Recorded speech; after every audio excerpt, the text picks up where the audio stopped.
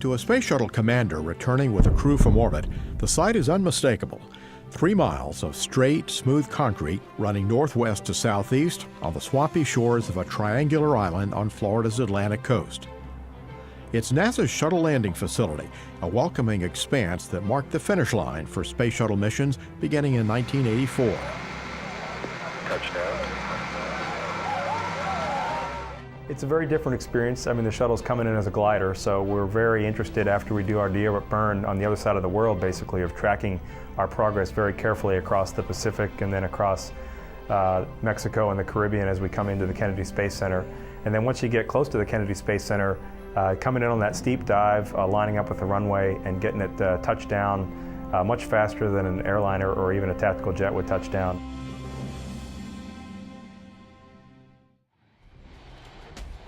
The largest and smallest airplanes of the day have used the runway for takeoffs and landings, but it was built for a winged craft in particular, one returning from space. That craft would become NASA's space shuttles. When they built this particular runway, the orbiter hadn't been designed, it was still a concept, so they went about making the absolute best all-weather runway they possibly could. At about 15,000 feet long and 300 feet across, the Shuttle Landing Facility is among the longest runways ever built.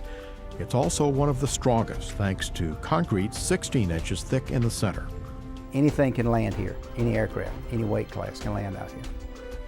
NASA began construction of the runway in April 1974, about 2 miles northeast of the Vehicle Assembly Building, carving and shaping the strip out of the swamplands. The Shuttle Landing Facility opened to aircraft in 1976. Yeah, you can see it for a long, long way. In fact, we've got pictures. You can actually see this runway from space without too much problem on a nice clear day. A space shuttle returns from orbit as a glider, so astronauts only get one chance to land the spacecraft.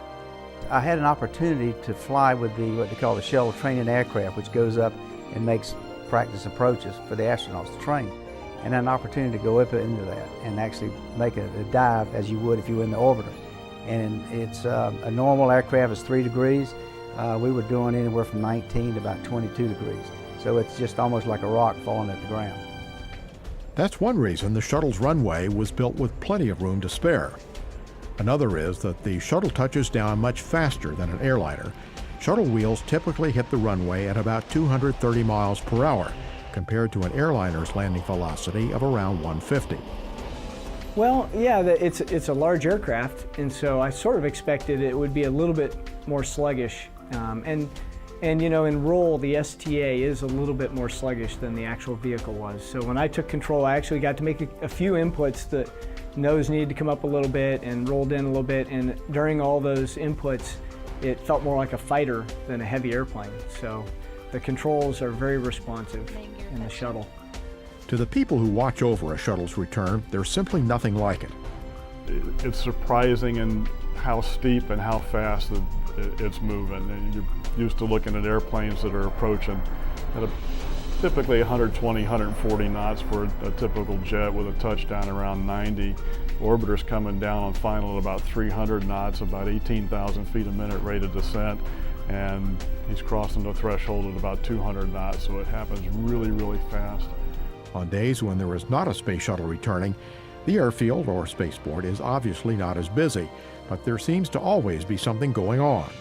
Well, obviously we're not as busy as most other airfields. You know, we're not Chicago O'Hare out here, but we do things that are totally unique in the air traffic control field that you don't work shuttle trainers at a normal airport. Some of the experimental things that we've done, research and development things, are pretty unique to this facility. The runway at Kennedy has hosted renowned aeronautic explorers, including Steve Fossett and his Global Flyer. Fossett took off from the Shuttle Landing Facility in February 2006 and completed a record-breaking solo flight around the world and across the Atlantic a second time.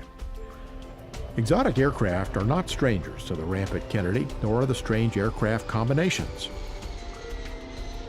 The 747 with the orbiter is really impressive to me. It's almost more impressive to watch that land than a launch, because of an aircraft like that carrying another aircraft can fly. That's amazing. When you look at the size of that, you just wonder how in the world the thing can get off the ground. The runway is also used by vehicles without wings. So it makes a great test bed for things like NASCAR, who's been out here doing some straight line testing. It's really been a nice facility so far for us to use. It's a very flat surface that works very well for us. The data that we're getting is very good, not bumpy like a lot of the tracks that we're used to.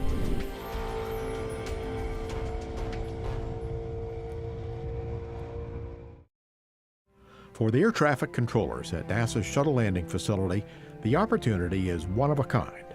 I remember looking across the river they were getting ready for a moonshot, and I remember looking over there thinking about that, never dreaming that I'd end up working right here and being part of this space program.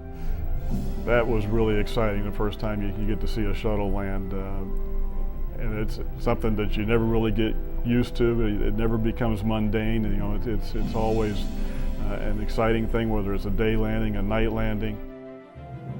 The shuttle's retirement will not end the Shuttle Landing Facility's career. The runway is already hosting space tourism and research firms conducting high-speed and microgravity flights. Such opportunities are expected to pick up for the one-of-a-kind runway with a unique history.